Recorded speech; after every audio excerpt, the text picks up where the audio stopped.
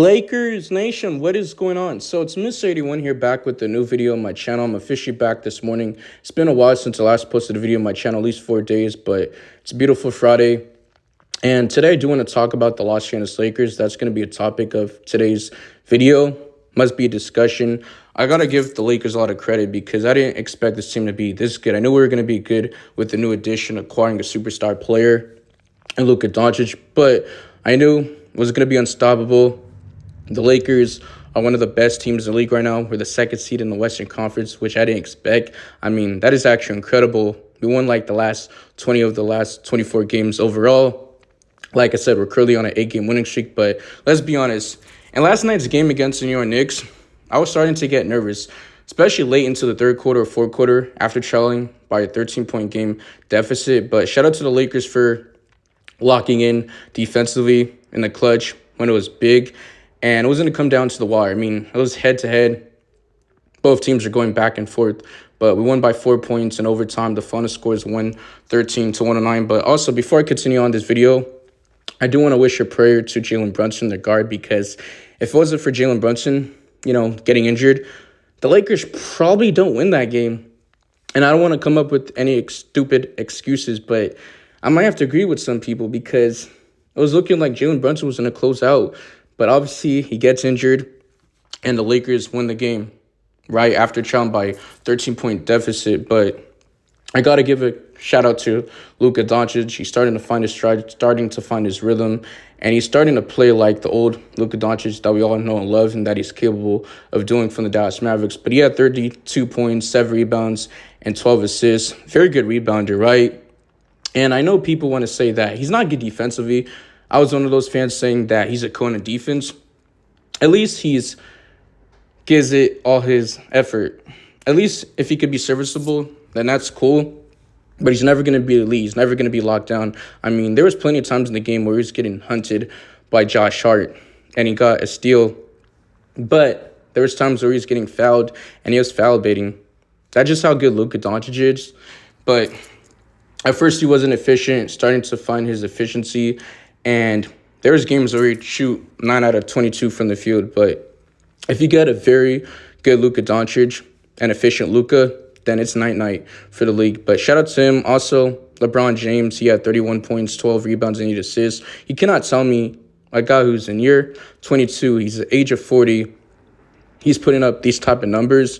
That is actually incredible. But also, I do want to give him a congratulations against the New Orleans Pelicans, where he did reach a milestone, 50K points, including the regular season and the playoffs. It's never done before in NBA history. I know people say, oh, Michael Jordan's their GOAT. My GOAT's even Kobe Bryant. He's never even done that. So at least I got to give, credit to LeBron James.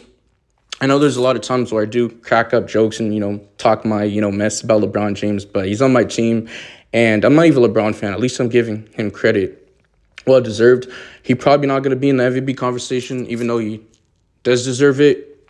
And the Lakers are the second seed. We're currently on an 8-game winning streak. And man, I got to give some credit to our head coach, J.D. Redick. His first year, an experience, never been assistant coach before, never been a head coach. And he's being thrown into the fire. And being a head coach for a big market like the Los Angeles Lakers is a lot of pressure. And the guys are buying in. And he's turning this team around.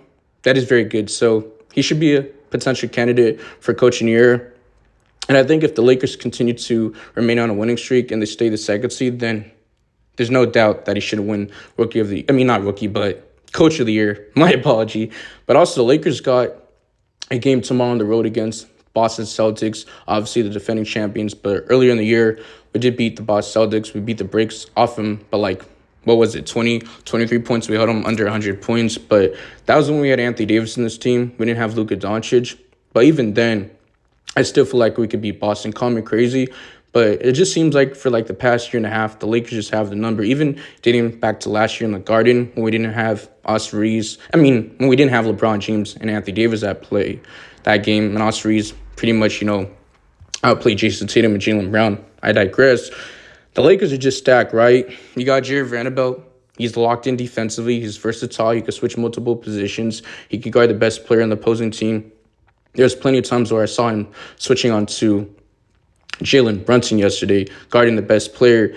And he may be the reason why we get far in the playoffs, or maybe the stopper of Shea Gilgeous-Alexander from the OKC Thunder. You're putting the best defender on the opposing team's star player. You get what I'm trying to say? But also, Austin Reeves missed like the last, 3 games. And he was starting to look rusty. He did struggle. That was one of his worst games I've seen in his career. He had like 3 points in the first half, but he did finish the game with, 8 points and 6 rebounds. But I'm not going to get too hard on him. I'm going to give him the benefit of the doubt. But also, I got to say, Gabe Vincent, he did struggle in the first half with 0 points. He was like 0-6 from the field, but in the second half, he came up clutch, huge in the third and fourth quarter. He was hitting his threes, but he had 12 points in total.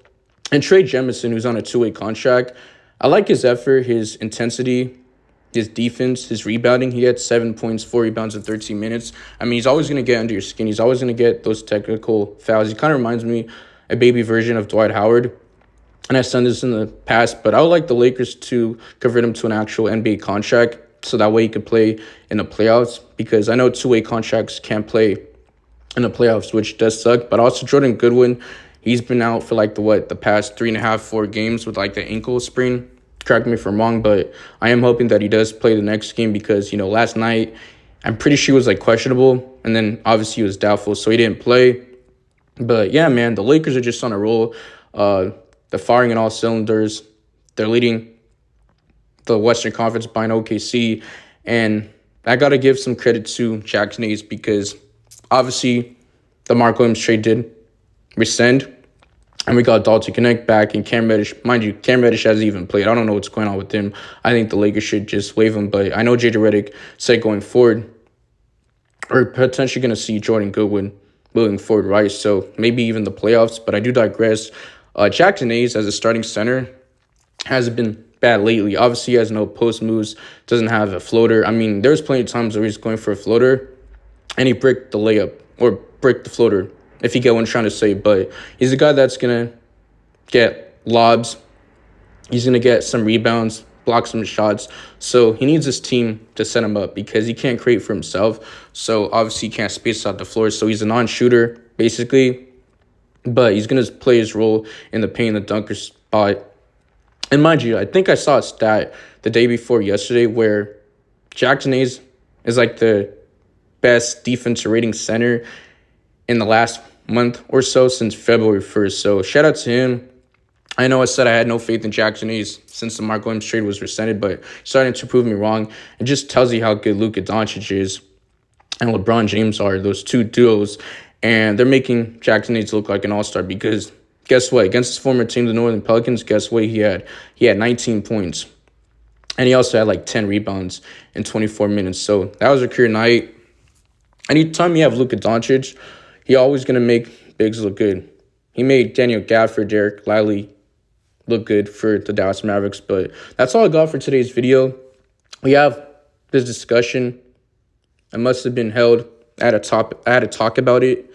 But like I said, Luka Doncic is not bad defensively. I mean, the game against the Northern Pelicans, I'm pretty sure he blocked a shot from one of the Northern Pelicans players. I'm pretty sure it was like Trey Murphy. And he hit the ball off of him and it went out of bounds. So make sure you guys like the video. I'm going to keep repeating myself. Subscribe. We're also on the road to 3K subs, man. And it's quite incredible how the Lakers are playing good defensively. I mean, for like the past month, we've been one of the best defensive teams, the number one defensive team in the league. And that just goes a long way when our role players are stepping up. But yeah, man, follow my socials. The link will be down in the description. And the Lakers have a pretty tough road trip going ahead. Like I said, Boston, Brooklyn should be easy, dub. And then we got Milwaukee.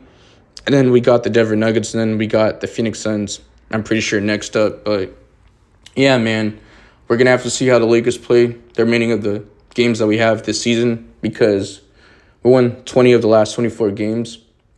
And the Lakers are just, putting the league on notice. It's scary hours. Like I said, nobody wants to see a healthy Lakers team, LeBron James, Luka Doncic, and a healthy Jared Vanderbilt in a 7-game series. You just don't. But I'm out of here.